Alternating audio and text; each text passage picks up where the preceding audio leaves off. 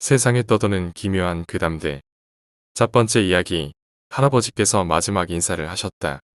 할아버지께서는 조금 유별난 분이셨다고 해. 여름이면 항상 우산을 들고 다니게 했대. 가뭄에 흉년이 질 마당에 우산을 들고 다니는 것은 좀 민망하다라는 남매분들의 주장에 뭐 어떻다고 그러냐. 농촌도 아니고 어촌인데 물고기가 말라 죽기라도 하냐. 비가 언제 올지 모르니깐 들고 다니라고 하는 거다.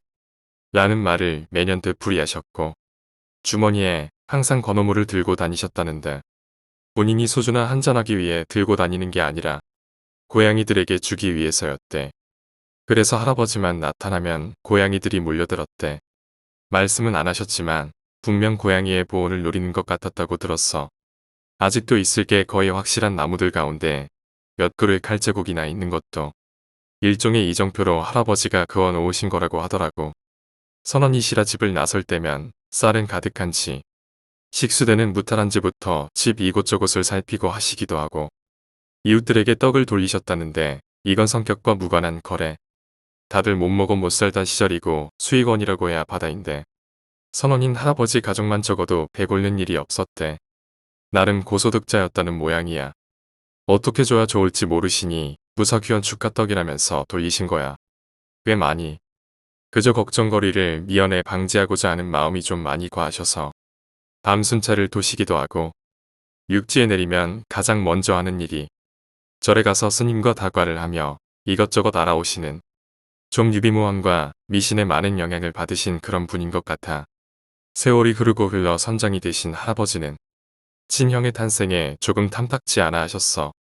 이유는 어머니와 아버지, 형에게 있는 게 아니라 큰 아버지가 누나 두 분을 낳았는데 차남인 아버지가 먼저 등남하신 걸 마음에 들어 하시지 않았어. 큰 아버지는 이미 몇 년 전에 공사장 인근에서 낙하물에 의하여 이승을 등지셨지만 할아버지는 그걸 받아들이지 않으려고 하신 모양이야. 사망 이야기만 나오면 불같이 화를 내는데 화를 내고 있다기보다는 뭔가 회의감에 젖어 있는 듯해 보여서 아버지는 물론 할머니도 무어라 말하기 힘들었대.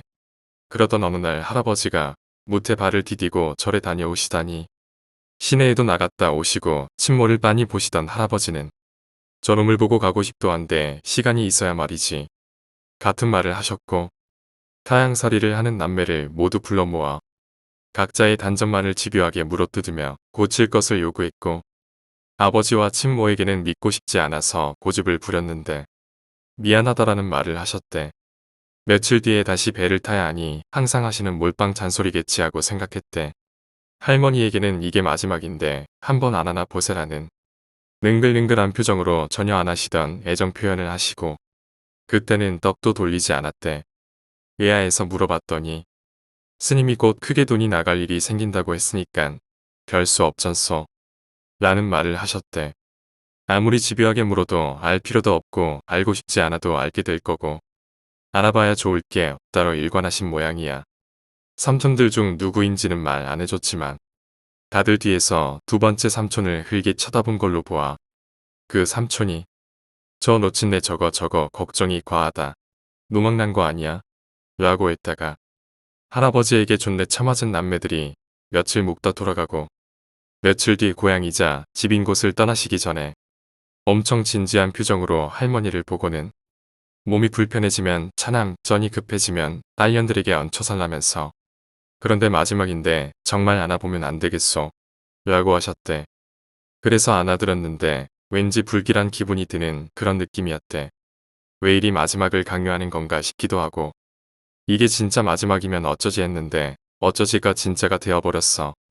그저 짧게 설명해서 나도 잘은 모르지만 풍랑을 만나셨는데 고가의 장비를 구해내기 위해 몸에 밧줄을 메고 선원들과 기둥들에도 밧줄을 메고 갑판으로 나가셨는데 문제는 선장이시라 그런지 구두를 신고 있었대.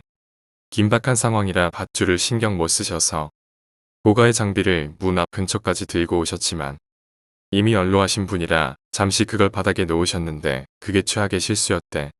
다시 들어 올리려다 미끄러운 갑판에서 미끄러졌는데 풍랑을 만났다잖아. 그때 구두가 미끄러지면서 바다 쪽으로 빨려 들어가셨는데 밧줄을 끌어당겨 보니 풀린 밧줄만 있더라 이거지. 근데 선원들 말을 들어보면 이상한 점이 있다고 하더라고. 어릴 때 제사나 명절 때 많이 찾아들 오셔서 아버지랑 할머니랑 이야기를 나누시곤 했거든. 일단 할아버지가 그날따라 다른 사람처럼 보일 정도로 평소 행동과 달랐대. 일단 신고 계셨던 구두. 이 구두는 보통 정박한 이후 육지에 내릴 때 꺼내 신고 평소엔 작업화를 신으시는데 섬은커녕 육지도 안 보이는 해상에서 구두를 신고 있었다는 거야. 할아버지는 자신이 정한 규칙을 꽤 중요시하는 분인 모양인데 그게 이상했대. 갑판으로 뛰쳐나간 행동. 어지간한 장비라도 풍랑으로 배가 심하게 기울고 있으면 차라리 장비를 포기하시는 분이래. 이유가 들고 오려다가 오히려 장비는 더 위험해지고 사람 목숨도 걸려서 어지간하면 나가지도 않는데 그날따라 말릴 새도 없이 뛰쳐나가셨다는 거야. 밧줄. 이것도 할아버지의 치밀한 성격과는 좀 맞지 않았대.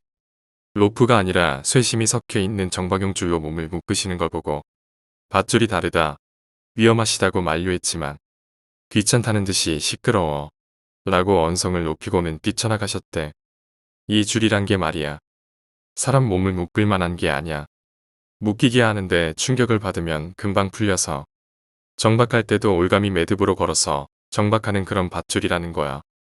20대부터 배시를 하신 할아버지가 착각하기엔 일단 무게 자체가 엄청 차이나고 무게를 못 느끼더라도 묶어보면 이게 아니다 하고 알 텐데도 나가셨어. 그 결과 풀린 밧줄만 올라오게 된 건데 선장님 본인이 직접 나가신 것도 그렇고 할아버지의 항해 철학과 너무 달랐대. 게다가 중식을 거르셨어. 꼭 드시는데 조만간 성찬을 받을 거라서 필요 없다고 해서 귀국하면 집안에 잔치라도 있나 보내 했는데 성찬이란 게 장례식을 의미하는 것인지도 모른다고 생각하니 좀 그랬대. 그래서 할머니가 할아버지께서 주로 가시던 작은 절을 굳이 찾아 방문해 할아버지에게 무슨 말이라도 하거나 들은 게 있냐고 물었는데 이상한 걸 묻더래. 누군가 죽을 때 그걸 가족이나 친지에게 알리면 누가 되는 건가 하는 거였고 대신 잡혀갈 수 있다라고 대답하니 그거 참 융통성 없는 양반들 일세라는 말씀을 했대. 할아버지께서 수십여 일에 걸쳐서 한 일을 보면 마치 자신이 죽는다는 것을 알고 행동한 것 같잖아. 할아버지는 그걸 어떻게 아셨을까 하는 의문이 들어. 들어보면 감기라도 걸리면 그게 중병일 정도로 정정하셨고 가위 한 번 눌린 적 없으신 분이라는데 말이야. 특히 스님에게 한 말은 누가 봐도 곧 돌아가실 분들이 하실 말이야. 나는 그렇게 생각하는데 잘 모르겠다. 좀 일찍 태어났어야 하나 하는 말도 안 되는 생각도 해보기도 하고 그랬어. 선장이 사고사를 당했다고는 해도 운송선을 회항할 수도 없고 고요해도 못 찾을 판국에 풍랑치는 바다에서 시신을 찾는 건 누가 생각해도 불가능하지. 내게도 인사하셨다고 했어. 그래서 아버지는 그때 상당히 불쾌함을 느껴서 죄의식이 더욱 컸대. 내게 건네신 인사말은 너도 내 형처럼 이뻐해주진 못할 것 같은데 미안해서 어쩌지? 이런 말이라고 했거든. 큰 아버지에 이어 할아버지까지 다소 정정한 나이에 궤변으로 돌아가셔서 흔히 말하는 계사주인 내 차례다 해서 아버지와 할머니가 좀 큰일이다 싶으면 교무실을 뒤엎어버리는 바람에 꽤 난감하긴 했거든. 이게 현재 가족 내 말도 못 꺼내게 만드는 할아버지의 기묘한 행동과 이후 급사하신 죽음에 대한 이야기야. 할머니 말로는 떡을 안 돌린 것도 장례비를 말한 것 같고 떡을 돌려 덕을 많이 쌓았으니 아마 좋은 곳에 가셨을 거래. 그러면서 내게도 넌 시간이 짧으니 악착스럽게 덕을 쌓아야 한다도 하셨는데 요즘 세상에 어디 그게 쉽나. 참고로 내 사주는 40대 객사가 포인트인 개사주야. 샛길도 지랄 맞아서 못 빠져나가. 샛길이 집안 남자 중 연장자가 40이 되기 전에 귀신터에서 목매달고 자살이라고 해서 점쟁이가 맞아 죽을 뻔했거든. 두 번째 이야기, 단지 아이 계단. 내 친구는 중학교 동창 이야기인데 그 친구가 어렸을 때 빨간색 벽돌로 만들어진 지금은 구형 빌라하고 해야 하나? 그런 빌라 반지하에 살았었는데 나랑도 친했던 친구라서 그 친구 집에 자주 놀러 갔었어. 지금도 친하게 지내고 암튼 그 친구가 중학생 때부터 담배를 피워서 집에 가기 전에 담배를 항상 숨겨놓고 다녔거든. 항상 그 아파트나 빌라 복도 벽에 보면 상수도 그거 있잖아. 거기 안에다가 담배를 숨기고 다녔는데 겨울에는 언제 거기를 열어서 동파를 방지한다고 이불 같은 걸 넣을지 모른다고 다른 곳을 찾아다녔어.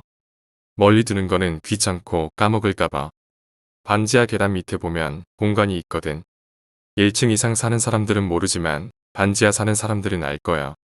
그 계단 밑에 공간 거기는 어둡고 거긴 고개 숙여서 볼 일은 거의 없을 거야. 그 친구도 살면서 한 번도 안 봤었다고 하니까. 암튼 거기가 눈에 들어와서 담배를 숨기려고 핸드폰 플래시를 켜고 확인하는데 처음에는 족발뼈가 떨어져 있네. 쓰레기 봉투에서 떨어진 건가? 라고 생각을 했대. 엄청 큰 뼈다귀가 있어서 그런다 보다 생각하는데 그런데 갑자기 족발뼈가 아니라고 생각이 확 들어서 부모님한테 바로 달려가서 말을 했대. 그리고 경찰에 신고하고 잘 마무리하긴 했대. 자세한 이야기는 잘 모르는데 학교에서 자기 집 계단 밑에서 사람 6골 나왔다고 자랑하더라고. 그렇게 무섭지는 않았나 봐. 그 집에서 몇 년 더 살다가 지금은 좋은 데로 이사를 갔어. 그런데 그 뼈가 언제부터 있었는지는 모르나 봐. 어느 순간 보니까 있던 거여서. 세 번째 이야기. 베란다에서 봤던 남자아이. 아파트 5층. 나는 종종 베란다에서 담배를 피우고는 한다. 그늘도 그랬다. 노을이 지고 있었고 아파트 앞에 있는 놀이터에는 한 여자아이와 그보다 더 작은 남자아이가 함께 뛰놀고 있었다. 가르륵 거리는 소리가 내게 정답게만 느껴졌고 나는 절로 아빠 미소를 짓게 되었다. 거실서 TV를 보는 중에도 베란다로 스며들어오는 아이들의 웃음소리가 집안의 행복을 가져다주는 것만 같았다. 시간이 얼마나 지났을까? 나는 다시 담배를 피우러 베란다로 향했다. 하늘은 노을빛으로 더 붉게 물들었고 놀이터에서 놀고 있던 두 천사들은 미끄럼틀 위에 서 있었다. 그러던 중 갑자기 남자아이가 뒤에서 여자아이를 밀었다. 여자아이는 미끄럼틀 아래로 떨어졌고 결국 울음을 터뜨렸다. 아니, 내가 보기에는 오히려 뼈라도 부러지지는 않았을까 걱정을 했기에 나는 곧바로 놀이터로 뛰어갔다. 마침 다행히 근처에 아이 엄마가 있었는지 여자아이는 엄마한테서 혼나고 있었는데 여자애가 너무 억울한 듯이 울면서 제가 밀었어라고 말했다. 아이의 엄마와 나의 시선은 자연스레 미끄럼틀 위로 향했고 거기엔 여자아이보다 약간 작은 곰 인형이 있었다. 분명 내가 베란다에서 봤었던 남자아이는 대체 무엇이었을까? 네 번째 이야기. 재수없는 꿈. 아주 재수없는 꿈을 꿨는데 며칠 동안 계속 불쾌함이 가시질 않아서 여기다가 좀 적어보려고. 꿈은 되게 그렇듯이 짧은 편이야. 으슥한 골목길이 빠르게 지나가고 있었고 이게 내가 현재 달리고 있구나 하는 걸 인지하는데 시간이 좀 걸렸어. 시야가 조금이지만 오르락 내리락 하고 있었거든. 힘든 건지 헐떡이는 소리가 들리고 아마 내 목소리인 듯한 목소리로 욕을 하고 있었지. 그러면서 시야가 돌아가는데 고개를 돌렸나 보지 뭐. 맞아, 고개를 돌렸어. 근데 쫓아오고 있는 놈이 나 자신이더라고. 그래서 도플갱어하고 생각했지. 몸이 움직여진다던가 하지는 않은데 생각은 가능했어. 루시드 드림도 아닌 게 그랬다면 내가 좋아하는 연예인을 만나서 알지. 그냥 마치 1인칭 시점으로 된 영화 있잖아. 내용 전체가 그런 게 아니라 1인칭 시점으로 촬영된 씬 그것과 비슷해. 그런데 한참을 달리던 나 자신이가 되려 겁을 먹고 멈춰서는 거야. 아마 나 자신 일도 멈춘 것 같아. 나 자신 이의 이상 행동을 많이 봤거든. 딱 봐도 당황했는지 왼팔을 긁어대는 데다가 겁을 먹은 것 같았어. 그러면서 뒤와 나 자신 이를 번갈아 보더니 이러면서 물러나다가 이를 보고 또 멈췄다가 그러더라고. 그리고 다시 앞을 향해 뛰는지 시선이 돌아가고 다시 골목이 빠르게 지나가더라고. 근데 뛰는 이유는 알겠더라. 이 뒤에서 나 자신감이 뛰어오고 있었거든. 그런데 이유로 보이는 게 하나 더 있어. 열심히 달리다 보니 나 자신사로 보이는 놈이 뛰어가고 있더라고. 머리칼도 비슷하고 이랑새이랑 똑같은 옷을 입고 있었거든. 그거 보고 놀라서인지 꿈에서 깼어. 왜 나 자신들끼리 서로를 노리고 쫓고 쫓기고 있었나. 도플갱어는 나 자신 포함삼 아니었나 싶기도 해서 조금 많이 꺼림칙하기도 해서. 다섯 번째 이야기. 삶의 운명. 나는 어릴 때부터 생선을 싫어했다. 싫어하는 수준을 넘어서 입에만 대도 구역질이 올라올 정도로 먹지 못했다. 단순한 기호의 문제가 아니라 뭔가 만만치 않는 문제가 있다고 짐작했지만 그때는 이 문제를 해결할 방법이 없어서 거의 포기하고 그러려니 했다. 생선을 먹지 못한다고 삶에 지장이 있는 것도 아니니까. 그리고 세월이 흘러 수련을 시작한 고등학교 3학년 때 왜 그런 것인지 알게 되었다. 영적인 상태를 봐주신 스승님께서 내게 생선을 극도로 싫어하는 여자 원한령이 붙어 있다고 말씀해 주셨다. 아마도 생선을 먹다 식중독 등으로 죽은 모양이라고. 이후 수련을 통해 문제를 해결해서 지금은 생선 정도는 먹을 수 있게 되었다.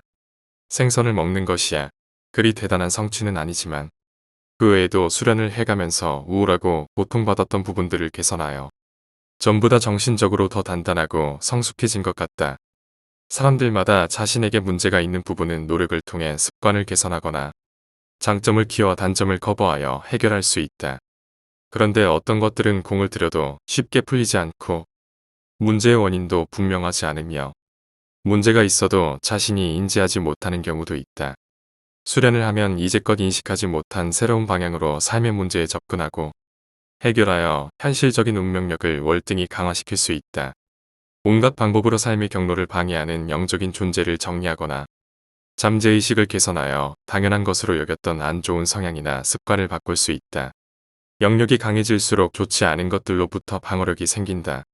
사회생활에서도 수련을 안 하는 사람보다 영적인 측면에서 우위를 점할 수 있는 부분이 있다.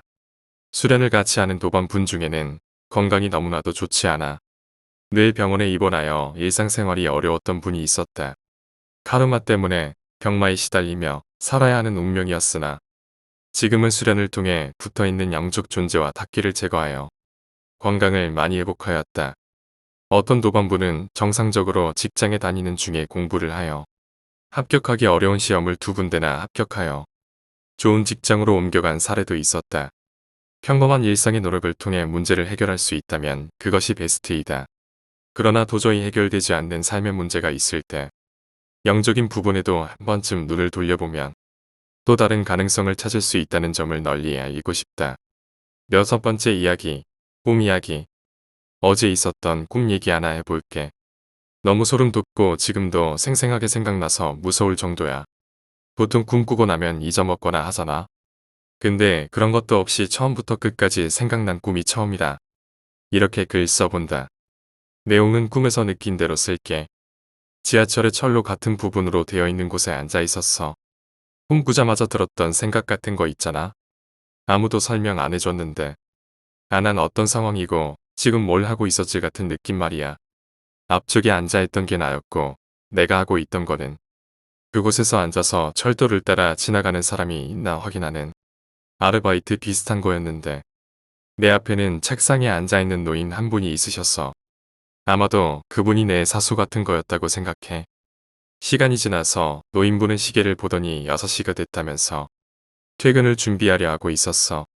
보통은 2명이서 같이 일을 하기 때문에 말동무하면서 노가리 까는 게 일과의 대부분이었는데 그때 노인분 대신 교대할 사람이 못 온다고 했었거든. 근데 퇴근 준비를 마치고 퇴근을 하려던 노인분은 교대할 사람이 없어서 혼자 있어야겠다는 내 말에 엄청나게 놀란 눈치였어. 마치 혼자 있으면 안 되는 일인 것처럼. 꿈속 분위기는 그림처럼 장난 아니었지만 꿈을 꾸고 있을 당시에는 왜 저렇게 난리치나 하는 생각뿐이었지. 그때 지하철도를 보면 터널같이 있잖아. 그 안에서 작게 철벅철벅하는 느린 걸음 소리와 함께 작게 속삭이는 듯한 소리가 들렸어. 엄청 신기했지. 이 일을 하면서 했던 일이라곤 앞에 있는 사람과 대화하는 게 전부였고 누군가 오는 일은 없었거든. 근데 그 노인분의 표정은 두려워하는 게 한눈에 보일 정도로 불안해. 했으니까. 그리고 나한테 절대 눈 감지 말고 가만히 있으라고 말했어. 뭐지? 뭐지?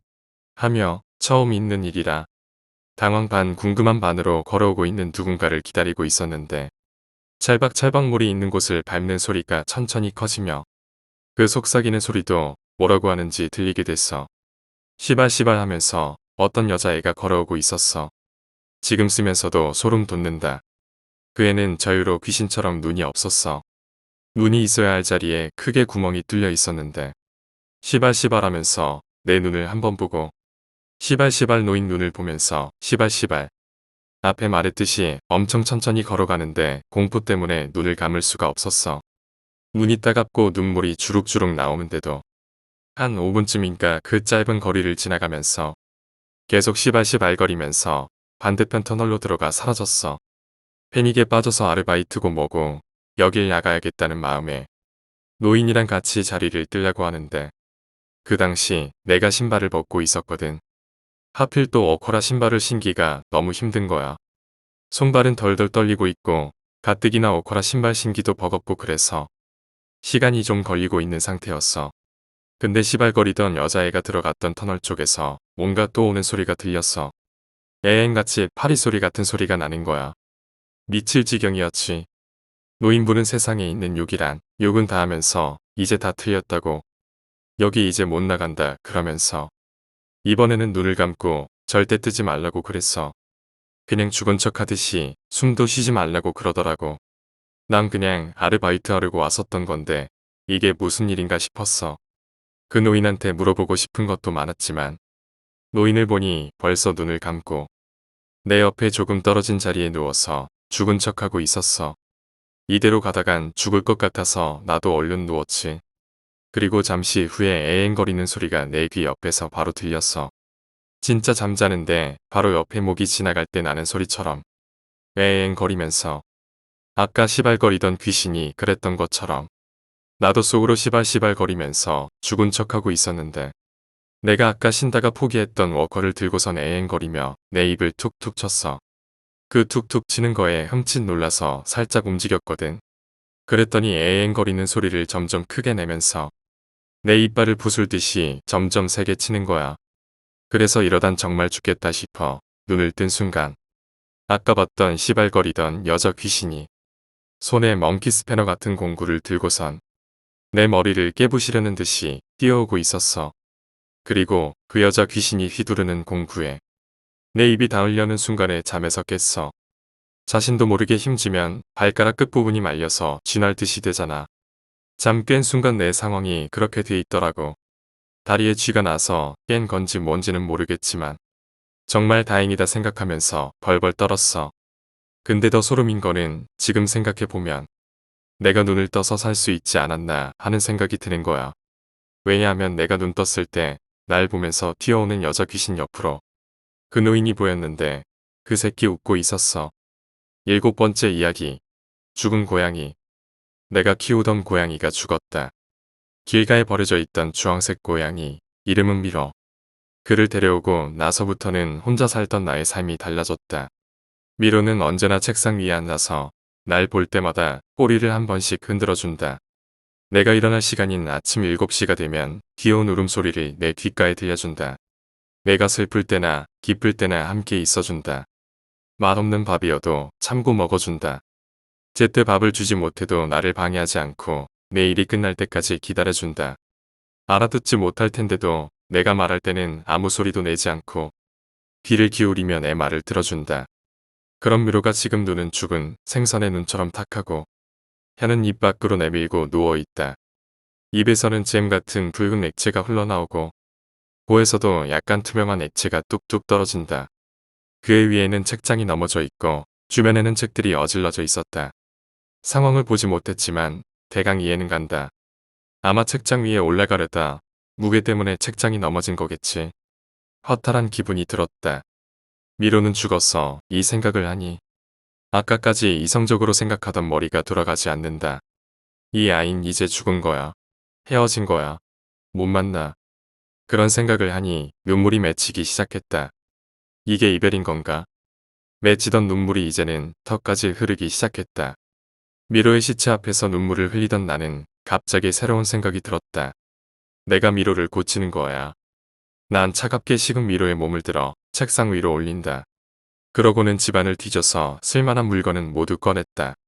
커터, 칼, 라이터, 비닐봉지, 바늘, 건전지, 스테이플러, 전선과 철서 등등. 일단 미호의 배에 칼을 댔다. 그러고는 목 밑부터 배가 끝나는 부분 바로 전까지 그었다. 그러고는 그은 곳을 손으로 벌렸다. 배를 벌리자 내가 어렸을 때 보았던 인체 흑우도를 상상시키는 것 같았다. 하지만 피로 모두 붓다는 점과 몇몇 장기들이 으깨져 있다는 점을 빼면 말이다. 일단 그것들을 전부 드러낸 다음 미로의 안을 물로 씻는다. 그 다음엔 다시 물기를 닦아낸 다음 비닐봉지를 몸 안에 집어넣는다. 최대한 찝찝한 느낌이 나지 않게 여러 겹을 넣은 뒤 스테이플러로 고정한다.